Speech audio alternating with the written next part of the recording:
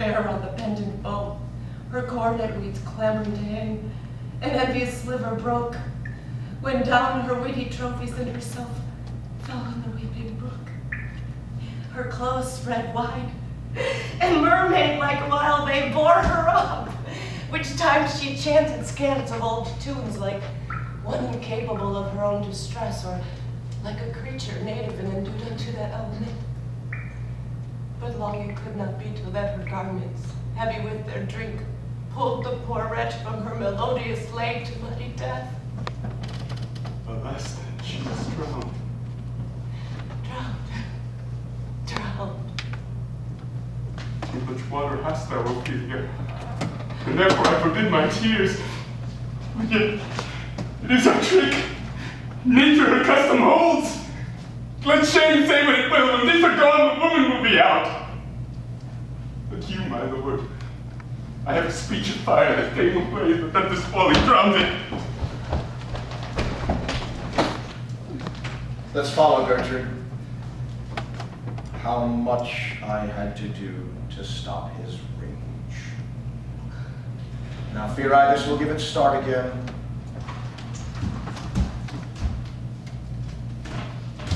Therefore, let's follow.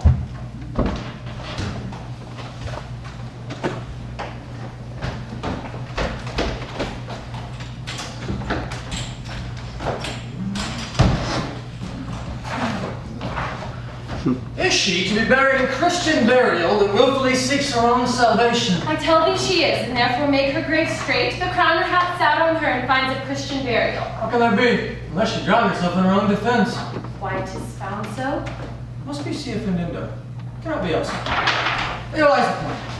If I drown myself, it argues an act. And an act hath three branches. It is to act, to do, to perform. Argal, she drowned herself wittingly. Nay, but hear you, good man. No, give me. Here stands the man. Good. Here lies the water. Good. If the man come to the water and drown himself, it is willy-nilly he goes, mark you that. But the water to the man and drowned him, he drowns not himself. Argal is not guilty of his own death, shortens not his own life. But is it law? Aye, there is it. Runner's quest law.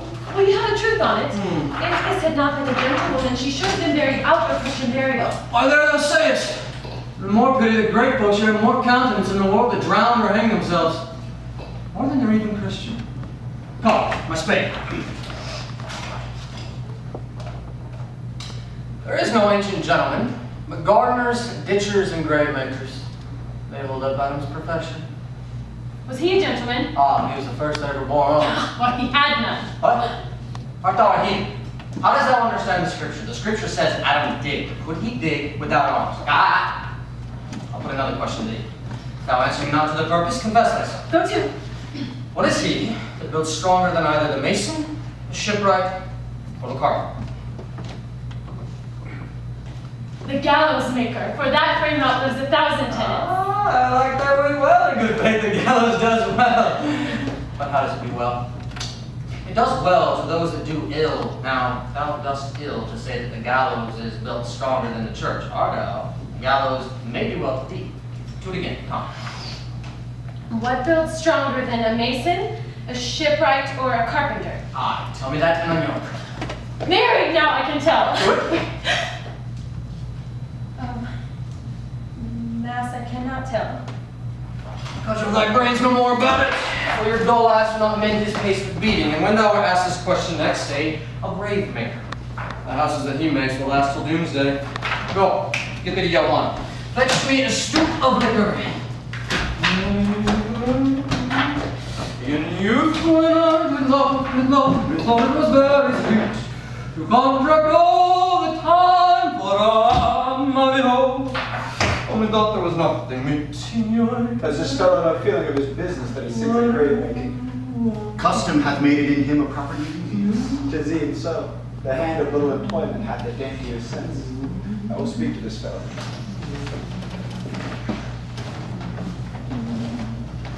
Whose grave is this, sirrah?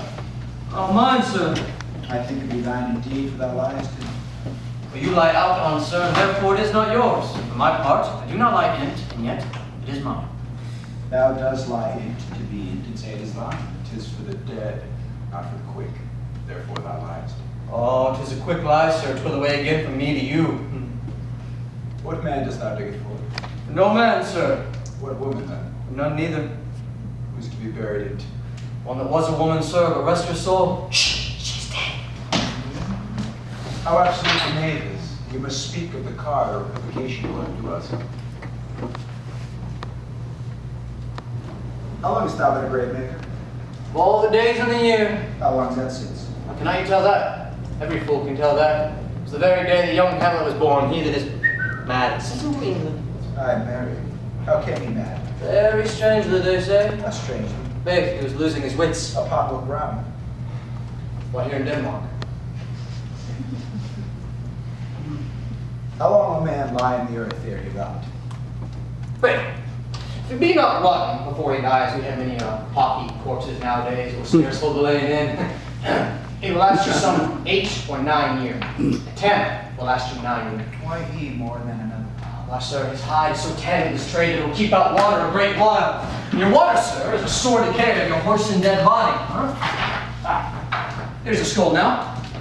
This skull had lain in the earth 23 years. Whose was it? Horse and mad fellows it was. Whose do you think it was? Nay, I know not. Pestilence on him for a mad rogue. Put a flag and a rinish on my head once.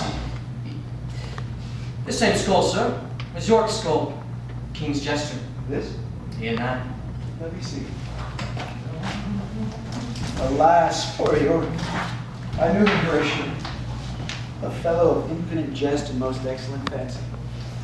He hath bore me on his back 1,000 times, and how abhorred in my imagination it is. My gorge rims at it. Here hung those lips I have kissed I know not how oft. Tell me something, Horatio. What's that, my lord? Dost thou think Alexander looked at a fashion in the earth? E'en so. But soft.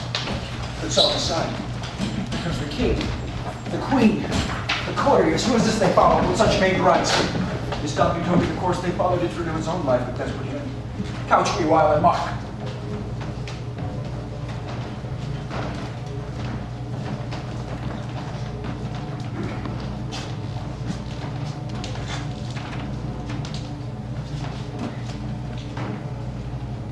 What ceremony else?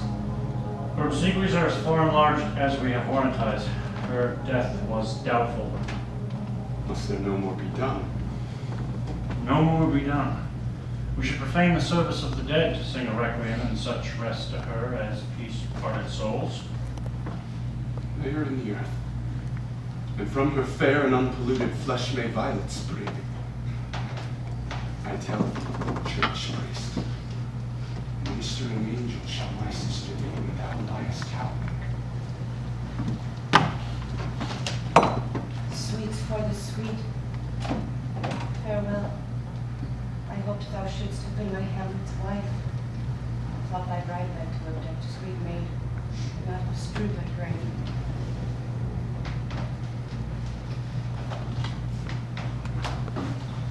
Oh, triple woe fall 10 times treble on that cursed head whose wicked deed thy most ingenious sense deprived thee of. Hold off the earth a while till I've held her once more in mine arms. What is he whose grief bears such an emphasis? Whose phrase of sorrow conjures the wandering stars and makes them stand like wanderer-wounded heroes? This is I, Hamlet, the gay. The devil take thy fall!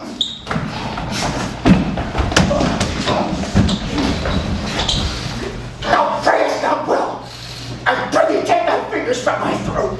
For though I am not splendid and rash, and I have something in me dangerous which let thy wiseness fear. Pluck them asunder! I will fight with him upon this steam until my eyelids will no longer wag. Oh, my son, what fame! I loved Ophelia. 40,000 brothers could not with authors whiny about make up my son.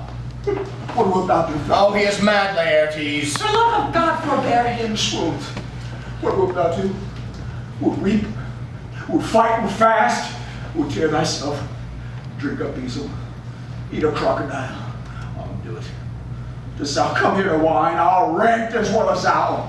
This is mere madness. Why do you use me thus? I loved you ever, but it is no matter. Let Hercules himself do what he may. The cat will mew, and the dog will have his day. I pray your good Horatio wait on him. To strengthen your patience in our last night's speech, we'll put the matter to the present push. Good Gertrude, set some watch over your son. This grave shall have a living monument. An hour of quiet shortly shall we see. Till then, in patience our proceedings be.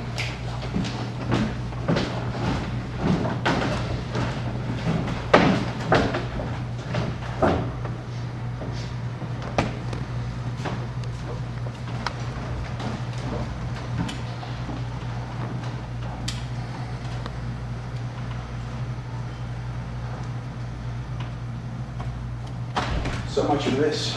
Now shall we see together? Do you remember all the circumstance? Remember it, my lord. Up from my cabin, my sea-down scoffed about me. In the dark, groped out to find out them and my desire. Figured their packet, and in fine withdrew to mine own remedy. Making so bold my fears, forgetting manners to unseal their grand commission, where I found Horatio Hall, royal knavery. An exact command, larded with many several sorts of reasons, importing Denmark's health and England's too. Although such bugs and goblins in my life, that I must supervise. No leisure baited, no, not just a grinding of the axe. My head should be struck off. It's possible. Here's the commission. Read it at more leisure. Wilt thou hear me though how I did proceed? I beseech you. Being thus, in edit round of villainies, or I can make a prologue to my brains they had begun to play. I sat me down, devised a new commission, very fair, that on the view and knowing of these contents, without debating further, more or less, he should the bearers put to sudden death, not tried in time alone. Now the next day was our sea fight, what to this was sequent, thou knowest already. So Guildenstern and Rosencrantz go to it. Why, man, they did make love to this employment. Peace. Who comes here? Your lordship is welcome right back to Denmark. I humbly thank you, sir. Sweet lord, if your lordship were at leisure, I should impart the thing of you from his majesty. I will receive it with all diligence of spirit. Should honor to his right news, 'tis for the head. I thank your lordship, it is very hot. No, believe me, 'tis very cold. The wind is notably. It is indifferent cold, my lord, indeed. But yet methinks it is very sultry and hot for my complexion. Exceedingly, my lord, it is very sultry, as 'twere I cannot tell how. My lord, his majesty bade me signify to you that he hath laid a great wager on your head. Sir, this is the matter. I beseech you, remember. May good my lord for mine use of good faith. Sir, here's nearly come to court heir peace. Of him, sir? No, you are not ignorant. I would you did, sir. Yet in faith, if you did, it would not much improve me. Well, sir. You are not ignorant of what excellence Laertes is. I dare not confess that, lest I should compare with him in excellence, but to know a man well, or to know himself. I mean, sir, for his weapon. But in the imputation laid on him by them, in his meed he's unfurled. What's his weapon? Rapier and dagger. That's two of his weapons, but well, The king, sir, hath wagered with him 6 Barbary horses, against the which he has pawned, as I take it, 6 French rapiers and poniards with their assigned girdle hangers and so. The king, sir, hath laid that in a dozen passes between yourself and him he shall not exceed you 3 hits. He hath laid 12 for 9, and it would come to immediate trial if your lordship would vouchsafe the answer. how have I answered no? I mean, my lord, the opposition of your person in trial. Let the foils be brought. This gentleman willing and the king hold their purpose. I will win for him, and I can. If not, I will gain nothing but my shame and the odd hits. Shall I read the Livy read so? You will lose this wager, my lord. I do not think so. Since he went to France, I have been in continual practice. I shall win at the odds. Thou wouldst not then count ill else here about my heart. But it is no matter. Nay, good my lord. It is but foolery, but it is such a kind of game dealing as would perhaps trouble a woman. If you mind disliking, Obey it. I will forestall their repair hither and say you are not fit. and a wit! We defy augury. Come, Hamlet, come and take this hand for me.